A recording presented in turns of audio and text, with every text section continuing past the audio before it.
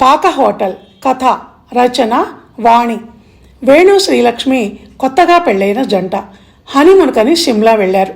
మొదటి నుంచి మధ్యతరగతి కుటుంబంలో తల్లిదండ్రుల చాటు బిడ్డగా పెరిగి వచ్చిన శ్రీలక్ష్మికి తన అందానికి పడిపోయి పెళ్లి చేసుకున్న వేణు రిచ్నెస్, ఆ లైఫ్ స్టైల్ వింతగా ఉన్నాయి.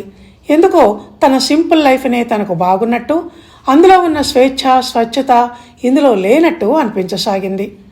శ్రీ, బ్రేక్ఫాస్ట్కి డైనింగ్ రూమ్కు వెళ్ళాలి, పద అంటూ ఏదో ఆలోచిస్తూ కూర్చున్న వైఫ్ని తొందర పెట్టాడు వేణు.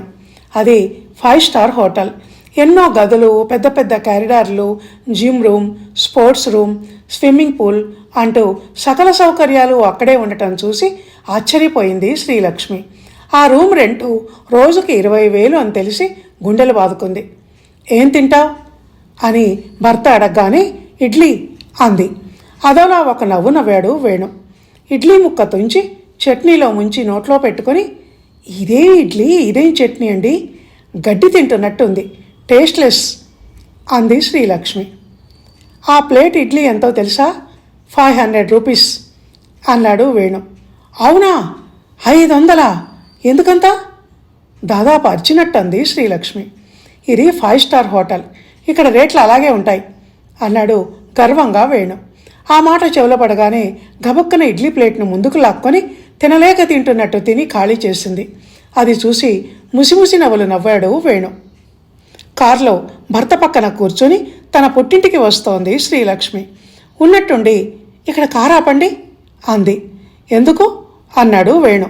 అదిగో మా ఊరి పొలిమేర దగ్గర ఉన్న ఆ పాక హోటల్లో టిఫిన్ చేసి వెళ్దాం. ఏ టిఫిన్ అయినా సూపర్ టేస్ట్ ఉంటుంది. ఆ హోటల్ ఆయన్ని మేము బాబాయ్ అని పిలుస్తాం కనుక మాకిది బాబాయ్ హోటల్. కట్టెల పొయ్యి మీద ఇడ్లీ పాత్ర ఎక్కించి రోట్లో రుబ్బిన పిండితో శుచిగా రుచిగా ఇడ్లీ చేస్తాడు అంటూ, బాగున్నావా బాబాయ్ అని పలకరించి వెళ్ళి చెక్కబల మీద కూర్చుంది శ్రీలక్ష్మి భర్తతో కలిసి. తన ఊరి అమ్మాయి భర్తతో సహా కారులో తన పాక హోటల్కి రావటంతో మురిసిపోయిన బాబాయి 2 సత్తు ప్లేట్లలో వేసిన అరిటాకులో 3 ఇడ్లీలు, చట్నీ, కారప్పొడి, సాంబారు తెచ్చి నవ్వుతూ తినండి అంటూ ముందు పెట్టి వెళ్ళాడు. నిజంగా ఇడ్లీ, చట్నీ చాలా బాగున్నాయి అన్నాడు వేణు.